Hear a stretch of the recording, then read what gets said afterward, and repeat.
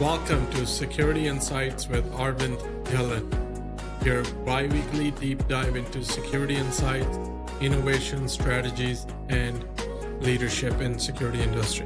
I'm your host, Arvind Dhillon, and today we're going to talk about how to grow your security business. We're going to talk about how I grew my business, how you can grow your business, and the lessons you can learn from my journey, and at the same time, how you can have a personal work-life balance. So whether you're a security business owner, security professional, or someone genuinely interested in learning about the security trends, this episode is for you. We have our producer, Tuche, here. She will be joining me and asking me some of the easy questions that she has. Hi again, everyone. Let's get started, Tuche. Starting a business is never easy. I think changing your mindset from a technician to an entrepreneur is the most challenging part that I had to deal with. You can start a business, but you can't wear all the hats in your business otherwise you will be the bottleneck of that business. I made the same mistake when we first started. We got very lucky right off the bat. We landed a big builder. They were building lots of homes, and we got a revenue coming in. We started with the hiring new employees, but I was the one that was managing the scheduling, ordering parts, doing the sales call, collecting money. Then everything started to fall apart as I was managing too many things on my own. So again, I think the first important step in growing the business is mindset has to be to grow the business, not to work in the business. Okay, before we get into all details of growing a security business, the first question I think should be this. Why the security industry above all others? Why security? I actually came across a security course at BCIT by mistake. I was interested in pursuing operations management course at BCIT, but it had a 2-year waiting period for it. So my mother did not want me to just work and not actually pursue my education. She didn't want me to have any gap in there. So I started looking into other industries, then came across the security industry program that somehow connected me. Might be because my grandfather and my dad was in army and in police force in India. It might have something to do with that. But anyways, I applied to join a covert security systems program at BCIT, and I got accepted into it, and that's how everything started. Okay, that's a big shift over there, actually. But sometimes things just click.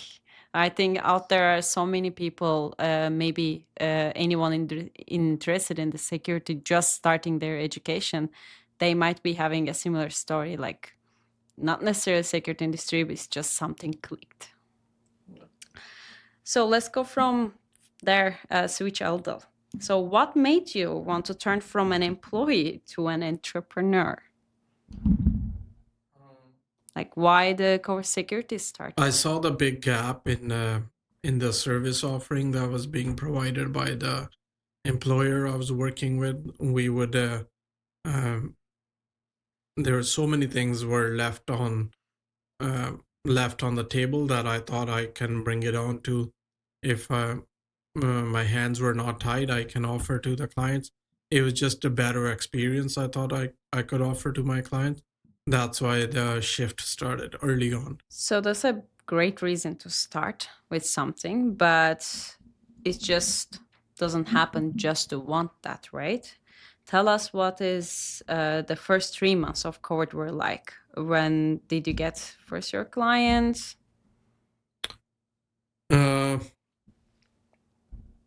Our very first client was actually they just moved into a new house, and it was a friend of a friend that they moved into a new house, and they needed an alarm system and cameras installed. Back in those days, A lot of builders will just do the wiring part of it, and they would not actually install the alarm system or cameras because it was just not a popular thing to do back in the day. So that's how we got our first client, and then that's how we started. So it was friend of a friend, it was a referral, but how about the rest? How did you pursue and acquire the new clients in this early years or maybe It first was year? a pure hustle, door to door, cold calling, reaching out to different management companies, electricians. But where we really found success was once we started working for a couple of builders, we made sure that we kept their electricians and the site clean. So then more builders were referring to each other. That's how basically the referral is what started it.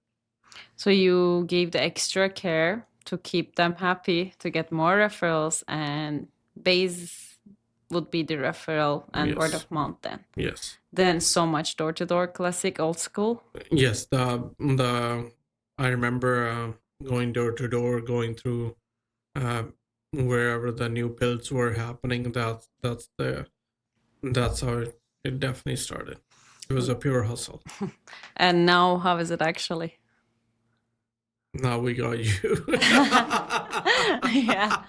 Well, in that scenario, quick information. Yes, I do also manage a marketing part of Coward. And yes, like the old times, it was classic door to door, giving brochures, word of mouth from friends, families, going so much forth. But now in digital marketing world, it's a whole automation, full system, targeted emails, targeted advertisement. It's a whole different level. But I think still, if there is a new startup, this is very important. Like personally, I feel like any business that is starting, they need to set their mindset, that salesperson mindset as a business owner. So telling to their friends, doing word of mouth, the extra care on that, it goes a long way. And it's not something that you can pass. I think definitely, even today, even though we are very active in the social media digital strategy, but I think the lot of referrals is what where our main business is. Uh, if we can keep one client happy and then they tell 10 of their friends, and then we for sure get a one job out of it.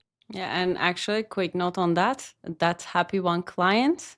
Now, the most important is we need that testimonials. We need those reviews. It can be in Google Business. It can be through email or even a chat. They send it to you to show on your website all over.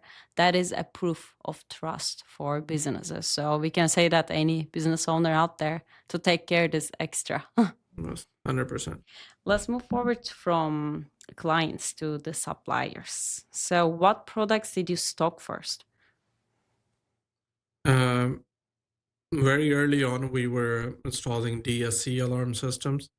Um, that's the brand we chose because it was the brand that was taught to us in school, and it was one of the popular brands. But when I was working for other companies, I was also installing DSC and along with Honeywell systems. So it does the same thing, but it's a different system. So, how many suppliers you start making the deals with as core security in the first year? We made the mistake there. We went along with whoever had the cheapest price and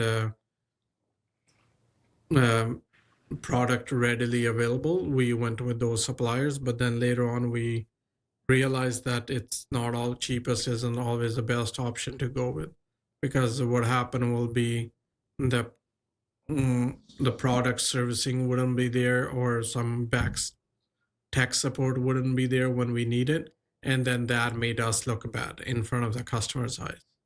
So then slowly we figured out who the right suppliers are, built a team with them, and made them more of our partners rather than just the suppliers. Can we name those brands, those products in the first year that you dealt with and you add up to cohort in the first ones, maybe first five?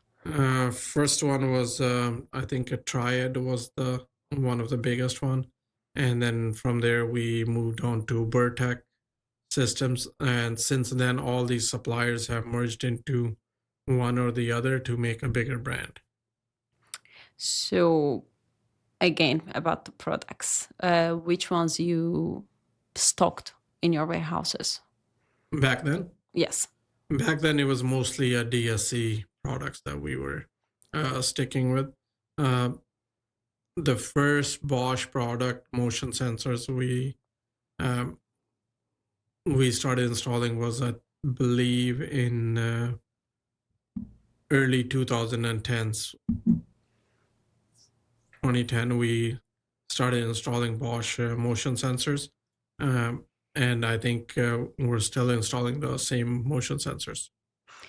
So we mentioned products, suppliers, clients perspective from this to three of the conversation. What would you say that the most important lessons you learned in that first year running coverage security? I think setting up your team or having the right people around you is the most important aspect of running a business. My first important lesson came having the right suppliers that can give you the tech supports when you need it, especially after years when the warranty is up. That's when you actually need the most support. So we need to find those suppliers, find those products that will help us grow our company. The other fact that I find is the owner should never wear all the hats if they want to scale the business. That was our lesson learned. That our service, I couldn't keep up with the service, all the demand that we had. The business was doing good, but then if I couldn't keep up with the demand, then that did set us back a little. So setting up a right team was a very important big lesson that I learned early on. Third thing is having right systems in place within your office, within your outside employees is also very important if you want to scale the business. So from that to 3 points, if you could go back to that first year with coverage security and do one thing differently in that first year, what would that be? I think setting up the systems would be the number one priority. Let's give a bit detail to that. What do you mean setting up the systems? If you have a proper channel of how the job comes in, well, from there on, when the customer touches you the first time to when you actually go install it and all the install is done, everything has to be documented and there has to be a process that everybody in your team has to follow. The process is what makes or breaks the business. Yeah, I love this point. It is definitely my part of the conversation. It is the CRM platform in place. That is when you first set that businesses, uh, people are in that mindset. It's like, okay, I can handle 1, 2 business, 3 business, and I can do the accounting, I can do this, I can do that. So the business owners say that, yes, I can. But the thing is, they need to focus on growing the business and the system itself work in the back by taking all the information in the system, such as like first contact, as you say, they book through a system, everything is scheduled through that, availabilities, technicians are there, and that goes through that system, and they do receive all notifications, and you have all documentation in one platform. So the CRM platform would be really important for many startup, I would say. And can we say anything more detail about this? Would you like to say any kind of platforms you tried? Um, it wasn't the platform we tried. We had one office employee. His name is Marco. I would like to give him a big shout out. He works for City of Burnaby. Um, he was one of our employees that built actually a database for us, and we used that database for 10 plus years. That was his vision, and uh, it helps us a lot to grow the business. It was a database system, but it was automated. It was just based on Excel. It was a database of all the customers when the job was come in, when the job was started, when the permit was pulled, when we actually did the job, or what we did at the job site. Everything was kind of tracked in there. Okay, it was Excel-based spreadsheet documentation, very well organized, I Very well believe. organized. Yeah, but again, that wasn't easy to scale. You had to switch that in some point, of We course. did switch eventually, but it did last us quite some. Yeah, makes sense. Okay, I'm gonna get into something different now. Let's say I'm in the same position than you were nearly 20 years ago. I'm about to start my first security business that I'm starting right now. I'm about to make it. And what advice would you give me? Number one advice I would give any new business owner, whether that's a security business or any other business, don't wear all the hats yourself. You cannot be everywhere at the same time, or you can't be good at everything. You need to start setting up your team, whether that's external team or internal team, as soon as you can. It's again, I it's my favorite part. Word is mindset. You have to have the growth mindset. Otherwise, you will stay small and you will be finished, especially in this new technology era. If you're not scaling, you're going back. So, getting help, setting the people around you for the things that you don't necessarily have to do. That was the best decision to have it 100%. start with. 100%. Well, thank you for that. Anyone out there building a new business in security industry or in your first early years, take that as a note. Cohort is obviously much larger now than it was when like 20 years ago. Can you point to a specific period when the company began taking off? I think the company started to take off as soon as I switched gears from being a technician to a founder. That was the big change I could see. All the employees um, were in a different mindset as well. They knew that they can build a career with this company. So that was a big shift. How did you do that? It happened when we landed one big commercial site that we needed to have 5 of our employees work there for about 2 months at a time. That was the change. It all started because now we were not only buying materials for one house, we're buying for this large commercial project, and where we're not only doing the job for a week or so, we are all going to be working there for a couple of months. So there was a lot of scheduling happening in the background that needed to be taken part of. So and that helped me personally uh, grow into a different person, and I think it was the good for the business as well. How did you set those boundaries? Because at that moment, you're saying you were still kind of working like a technician in the business. Also, you have partner, just lead by then. And how did you set those boundaries, that lines, how it became from a technician being still in your own business working, becoming a founder, visionary leader? When me and Jazz divided our responsibilities, that he's in charge of uh, running the day to day outside of the operation, and I will be running the back end of the operation. That's when the really mindset helped Jazz and myself as well. Now we have set boundaries to what we are responsible for. We're not responsible for the whole business, we're responsible for only part of the business. And that kind of gave us the stability. So your turn point, when you say the point that you say, okay, it is time to grow, it is time that these mindsets have to change. There's like no option. If not, it's not going to scale. And that commercial project was that turn point. It was a push. It wasn't like you were sitting one day and you decided. No, I think everything happens over time.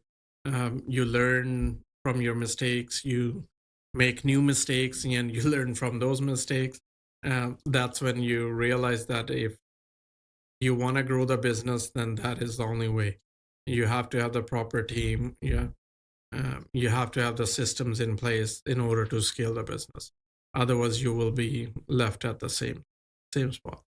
So we talk about that mindset shift to grow and scale your business, but there is this big uncomfortable talk that not everyone likes to is revenue.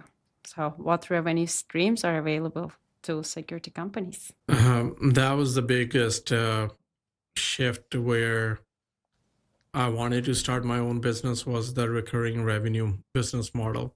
Not every company was focusing on that at that time. Now there's a lot of our competitors are focused on that, but at that time that was in my mind. That's why I started a security company. The difference between a one time and a recurring monthly revenue is that uh, when we do a job for a builder or or just one homeowner, we don't sign them up on any contract. On a recurring monthly, when we are doing the monitoring for alarm system, monitoring for the cameras, they pay us monthly. So that's what I mean by recurring revenue model. Now most of our business is getting done on SLA contract. So where we go in, install the systems. Sometimes they're even at costs that we will install the alarms or camera system, and then they will bill us. Then we will bill them monthly. So we have a recurring revenue model going on now. Now there's a lot of different revenue streams. Most of the revenue comes from monitoring the alarm systems, but now having these AI camera surveillance, that's also becoming popular, and it's becoming a norm in the industry. So that's also bringing us quite a bit of a revenue. But not every security installers or security companies out there does provide monitoring. Yes, the uh, most of the business owners when they first start, or even now, they just focus on installing the system, getting in, getting out of the job site, and collecting their money and move on. That's when that's the biggest difference between covert security or smaller businesses is they are in it for a one-time deal, but where we are in this for a long-term game. That's why we have built into these recurring businesses where sometimes we are selling the systems at a cost in order to have this biggest RMR. So we are talking here, little touching that point is the client lifespan. So in a long run, in only one client can bring how much to that security company, No, and what it's continuously can come from that same single client. Yes, it's our mindset's always been about building a relationship with our clients. It's never been really like we do one job and then we move on. It's always been building the relationship, giving them the good service, and help them grow along with us. That's the other difference that I see within our culture in our company, that we want our clients to grow with us. Rather than the monitoring, because there's still so many security businesses still they didn't implement the monitoring system. But is there any other way to implement the monthly revenue system with another service? Another service, like instead of the monitoring service, yes, there's definitely, if like a lot of our commercial clients, we are setting them up on a SLA, so on a yearly maintenance program. So where covert security is actually in charge of all the equipment. If anything goes wrong, we will replace it for free, whether that's a so basically it's under warranty at all the time. It's warranty, but what's the monthly revenue? What's the plan on that? The plan, it depends what services they're using, whether that's just the alarm or cameras or access control. But it uh, but at the end of the day, they are signed up on a yearly contract where we go in and check, make sure that every every system is talking to each other, and every system is working as it's supposed. Okay, regular checks are included, but if there is something wrong that we need to provide a service. Usually, if it's a service, it really depends. There's a different tiers of SLA contracts out there, but most of them are just for the service. So if there is a service call that's from Monday to Friday, 9 to 5, it will be covered in that monthly charge. If there's anything outside or after hours, because we work 24/7, if there is something after hours, then definitely there will be some extra charges. But most of the SLAs from Monday to Friday, 9 to 5, they're covered. I'm gonna move forward from our revenue internal mind shift changing part to the team building now. So from the point of growing your team, is it best to anticipate growth and hire beforehand so you are ready, or to wait and only bring one people as needed? Mm, I think you hire as the people are needed, but the biggest challenge is to have the good culture within your company. It's the culture that will help you succeed, because then you have all the people in pushing you towards the same goal. If you don't set up a proper system, or you hire too many people to for one project, and then after that project you don't have a job for them, then everybody kind of loses their motivation in the business, right?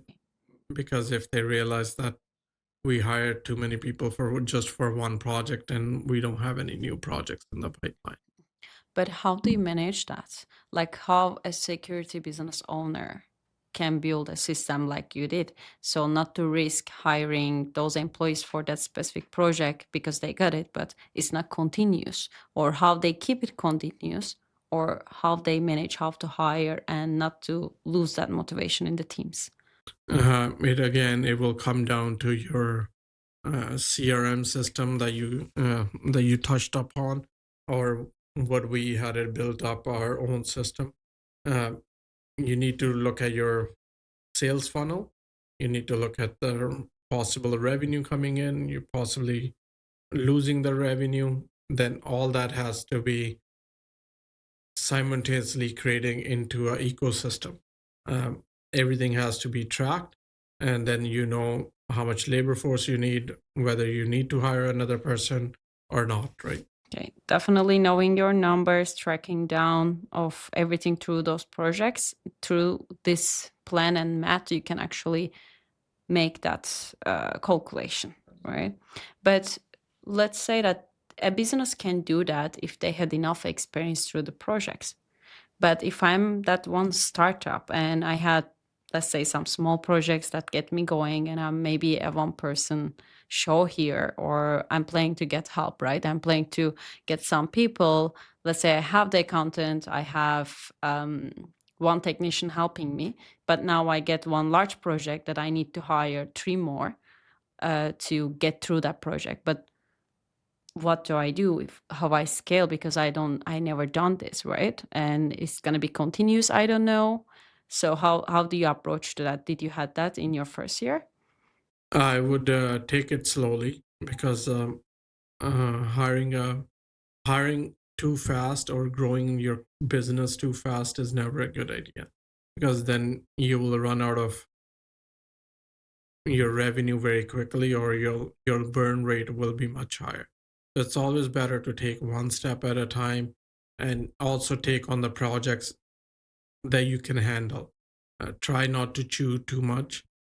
Try not to bid on bigger projects where you know that you need a manpower, but you don't actually have the manpower for. I've seen lots of businesses come and go where they all of a sudden they grew too quickly, but they couldn't keep up with the cash flow management. There's two different idea here though.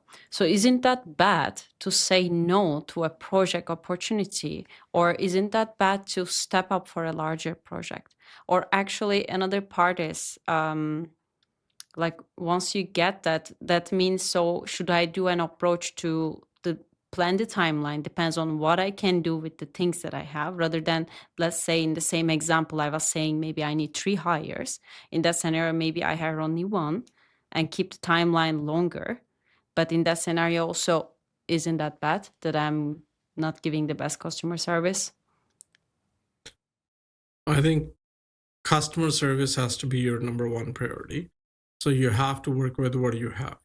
That's why, as I mentioned, that you don't want to be bidding on a bigger projects where you're working with only one or two technicians, right? You want to bid on those projects as your team grows. Yeah, you can't hope that if you do get a bigger project, then you will hire automatically, because it is very challenging to find a right talent.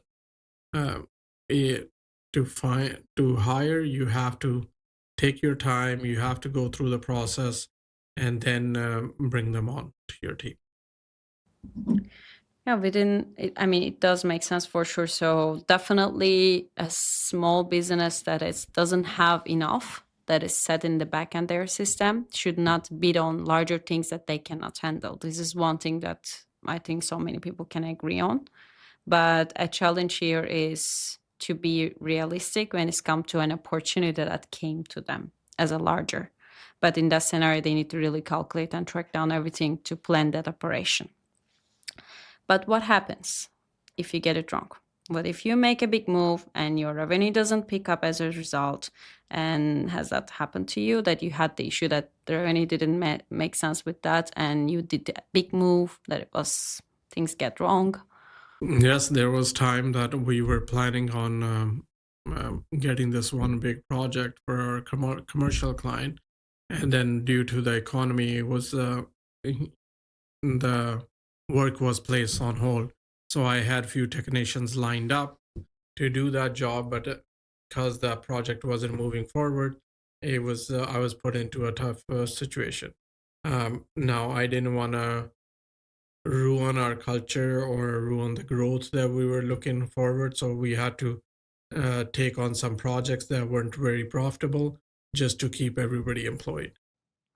Well, that's part strategy, but still a solution was made there and it kept the growth going, I believe, right? It definitely did, but it was a very tough, challenging time. Got it. Again, actually, there was some point that I wanted to ask that we just skipped quickly, but I'll come back to this now. So, when it comes to growth, what do you prioritize? Bringing on a new employee or training up current employees to fill new positions to increase up their level and skills to get in? What do you prefer to do? We prefer to grow from within. We like to promote our junior technicians to senior positions as we get. We have built up this ecosystem now where the interns from BCIT come in. When they join the company, they start as a junior technicians. Then slowly, we build up their career. That's been our focus for last 15 years or so. Sorry. Quick stop. Yeah. Oh my God. What is Is the that? window open? I don't I know. think the window's open. I think it's just so loud. It's the ice cream tray. I feel like I'm in a I'm gonna get some ice cream. horror movie. It just reminds me of horror movies now. Those. Go ahead if you want. No. We have been consistently hiring BCIT interns to join our team. We start them at the junior level, and then they work their way up. Okay, let's talk about something a bit more tricky. Work-life balance. How is it different between you as an employee and you as an entrepreneur?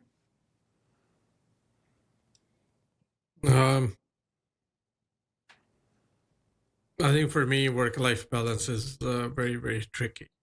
As an employee, you work Monday to Friday, 9 to 5, 40 hours a week. But when you're a business owner, you have to put in those little extra hours, which equals to 80 hours a week.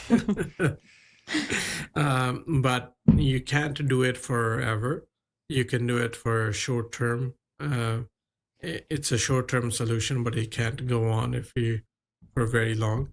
Okay, so let's go from there a bit more detail to balancing your personal relationships with your friends and family with your professional responsibilities. I think all the kudos go to my wife for keeping our kids in line and keeping the house going. Because if I am working outside or out of the house, and then she has to deal with all the personal stuff, right? So I can say I'm blessed that she lets me do what I do. So any entrepreneurs out there, they make sure that your spouse is equally on the same level as same mindset approach as you do. Because if you are planning on growing your business, working 80 hours a week, your spouse can't handle that or does not have the same priority, then you will be in trouble. Choosing the right partner. Choosing the right partner with the right mindset. Yeah, that's a great tip. How about the friends? How the social life friendship fits into this 80 hours, 60 hours of working? Yeah, you have to cut down on friends. uh, it's definitely a challenge, but you have to realize that uh, friends are just equally as important in part to be a part of your life. But it's definitely challenge. Specifically talking, does the client-based nature of the security industry make this balance more difficult, considering you will need to respond quickly at random hours? Specifically, I mean, probably not right now at this point of level you are at, but as a new business, that they are very still hands-on. They're still wearing so many hats. It does definitely make it a little bit more challenging in the security industry because one, we work 24/7. That's the biggest part of the equation is you have to be able to provide the service 24/7. Second is when someone does get break in and they reach out to you, you have to provide them a timely service. You can't say that, hey, you're booked up for a week and you'll attend to their site in a week's time, then that just doesn't work in our security industry. So yes, the timing can be difficult, but you have to learn how to manage people's expectation, your suppliers, your employees, and your personal Yes, but expectation. still, I'm not hearing where the friends fit into there. Where are those friends I fitting? don't have any friends. Well, we are limiting the friends that work that time, I guess, right? Uh, It's the limited time, so that yeah, friends. we all have limited time, and it's basically you can't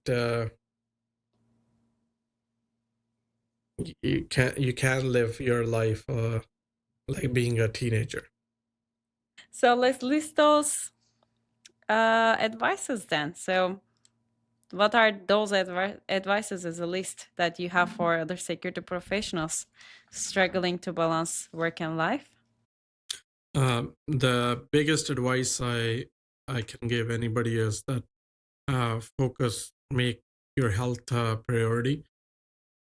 You only have one body to live in, so make that a priority and make sure you hit the gym. Even though I'm not 100% at it, but I'm trying my best with all the scheduling conflicts I have. Second is you need to set some boundaries in place, whether that's your personal life boundaries or your work life boundaries. Because if you don't have a proper schedule or you don't have a set boundaries around when you're going to work, when you're not working, that will does take a toll on your health and your personal life. What's the advice on the family life balance? Don't have kids. Don't have. Yes, but you do have a full big family life going on. You have 2 or 3 kids? 3 kids and Or now one. because we have a dog now. Okay, now another family member, a little doggy, but you're making it. So there are so many people out there. They are entrepreneurs, they are startup or ongoing security business owners, and they are trying and going through the struggles that you've been through with 20 years of experience. So, what are the things that you came to today? On a personal level, I have been a very open book with my wife. Any challenges we have, whether in my personal life or whether that's in a business, we talk between each other. Same thing with my partner Jazz Lit. We any challenges that he has or I have, we discuss it as an open book, and we don't hold any grudges against each other. And I think that could be our success to our business and success to my marriage. Well, that's the most important you are saying is being open and sharing, open communication. So they are aware of the things going on. They don't feel outside it while being a big part of your life as an entrepreneur. Yes. Okay, now another hard one. Let's talk about retirement. Can you see yourself retiring? Not anytime soon. I feel like we're just getting started. Our company is growing as fast pace that it's never been. We are acquiring lots of other companies as well. So there's definitely no retirement in anytime soon. And to be honest, we never even think about it like that. Okay, but isn't that some part of it that it will come to that point in 20 years, 30 years, whatever you call, but it is going to come to that level, I guess, right? Eventually it will, but so far my mindset is that when I do leave this world, I want to be working. So never retiring. Okay, let's say that you are in that last moments. What would be required for you to be feeling comfortable to stepping away? What would make you comfortably, happily to step away? Step away from day-to-day business? Stepping away from your business, yeah. The business that you built for 20 years, that time maybe 50 years going to be. Yeah.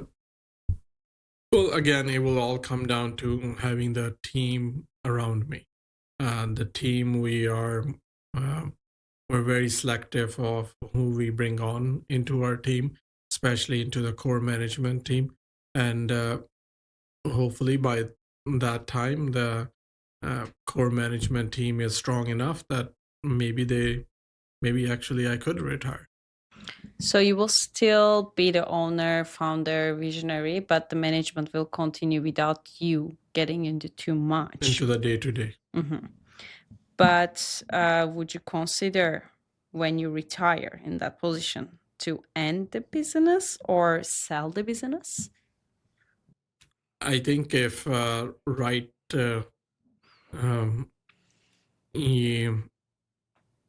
management team reach out to us and they have the same vision as us, and they can keep our employees employed, then definitely we can possibly look at those options. Never ending the business, that a legacy that you built, I guess, right? Well, we definitely don't want to be ending it because it's a lot of sweat and tears we have put into it for the last 17, 18 years. And then we have a long horizon. So that essentially the business could be 50 to 60 years old, right? So it has to go into the right people. And that's a wrap for today's episode, Security Insights with Arvind Dhillon. Hope you found some value and you can implement few of these points in your business. If you enjoyed this episode, please don't hesitate to comment below and subscribe to our channel and share it with your network.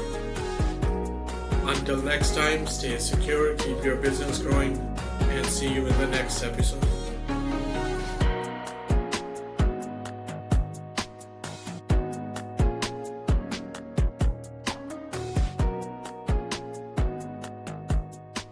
As you say, it is so hard and you cannot even think of actually leaving this. But there are for sure solutions out there, right? We can talk about it a bit later.